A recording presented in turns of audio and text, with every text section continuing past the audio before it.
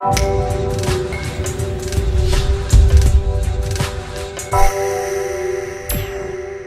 up guys, so to kick off the review of the Samyang 8mm fisheye lens for Canon cameras, I'm just going to go over another quick overview of what you've probably already seen in the unboxing, but maybe just point out a couple of things that you might need to know. So the lens cap it comes with is a pretty decent lens cap, easy to remove, easy to attach, and the same with the bottom cap. So the connection is actually all metal, which is good. It's not plastic, it's not really going to break. And you also have the, if you can see that there, it's a little bit bright, but it has the red dot there, so you can line it up and attach it pretty easily. It would be a lot better if it was on here, on this ring, so you don't have to look at the back of the lens each time you want to put it on the camera. But it's good enough. So the first ring that you come to on the lens itself is the aperture ring. On here it goes from 22 down to 3.5. However, the depth of field is so large when you get down to lenses this wide, so you're not really going to be using this to try and get sort of a shallow focus. You're just going to be using it to control the light coming into your sensor. It's not the best lens for doing close-up focus. The closest you could focus is only 30 centimeters, which isn't that much compared to some of the more expensive fisheyes that you can get from Canon or Sigma, but it's good enough for the job. And then it goes up to 3 meters before it hits infinity, so at that point you're pretty much focusing all the way out anyway, and that's as far as it needs to go. And them are the only two rings. There's obviously no zoom for this. There's no autofocus, manual focus switch, because this is a fully manual lens. You have to change your aperture yourself, your focus yourself. There's nothing that you can change on the camera for this lens, which is another reason why there isn't any of the connections on here, because it's got no data to transmit. So I'll bring you in for another macro look of the lens so you can just see it in a bit more detail than this, and then I will hop onto my computer and show you some sample images. So if you look on the lens hood, you can see that it's got a sort of a textured finish, a little bit like some of the Canon bodies.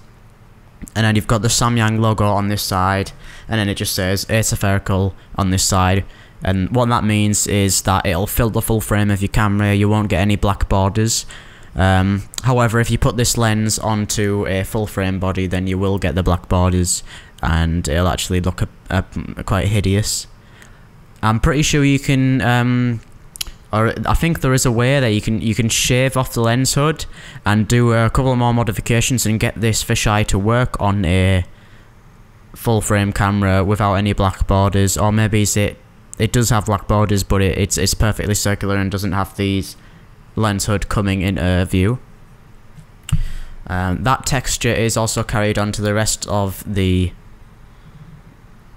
body of the lens, apart from the focus ring, which is made out of rubber, or has a rubber texture on it, and this aperture ring is just plastic with some grooves in it.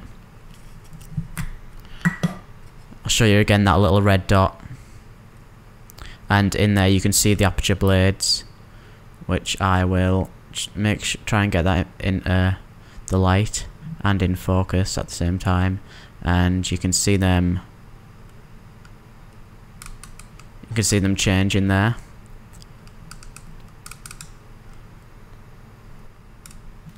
Right, so now we're in Lightroom. I'm just going to show you some sample images. The one that I've got on screen now is obviously not from the fisheye. I'm just going to show you the difference between like a larger focal length compared to this fisheye. So this first image is at 50mm, just standing in a doorway, which you'll see in a moment. And then at this focal length, it's 17mm. And then if you switch into the fisheye, you can just see so much more. Comparing it to 50mm, notice this flower, it lines up with pretty much the edge of the frame, and now that flower's pretty much at the center of the frame, so you get quite a lot more in the actual image itself. Another example of this is right here where I stand at the back of the room. You can just see the door frame now. Go back to 17mm. These two photos were taken with my Sigma 17 to 50mm lens, and then finally again with the fisheye. Now I'll just show you some more sample images taken with the fisheye itself. Now it's a shame that the macro ability of this lens isn't a lot better. 30cm is kind of a letdown. Because the lens captures so much around it, you really want to get in close to take photos of subjects like a dog or a person, or even just something small like this cup. You really want to be able to get close to it, and as you can see here, the cup is out of focus because I'm too close, and that's why the 30cm is a bit of a letdown. But if you wanted, these are just random photos I took in a garden. You can see the curvature of the wall. This is a flat wall and obviously a flat door, but you can see how much it does curve when you get close enough. And again, I took some photos of some sort of parallel stuff and just some random straight lines so you can see the curve. If you go straight up the frame, then things will stay quite flat if it's in the middle of the lens, but then it will curve towards the edge. Again, just some random photos here of a dog.